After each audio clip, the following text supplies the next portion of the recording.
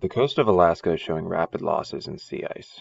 Snowpack is developing later in autumn by about a week, and the snow is melting sooner in spring by nearly 2 weeks. This will be devastating to Alaska's coastal ecosystems because of the changing chemical balance in the Arctic Ocean, which is highly sensitive. Once again, human-induced climate change is causing for lengthened warmer seasons and shorter colder seasons. There are many problems that come economically with Alaska's climate change.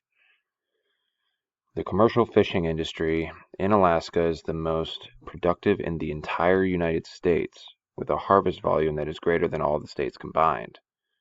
To the changing climate, the pH levels of the ocean are lowering, and this acidification is putting this industry at risk. Transportation is also causing huge economic impacts. According to the Fourth National Climate Assessment, the cost to the state of a warming climate is projected to range from $3.3 to $6.7 billion between 2008 and 2030. Alaska has ice roads as well, which will need to be changed to gravel, and per mile this will cost the government an estimated $2.5 million per mile.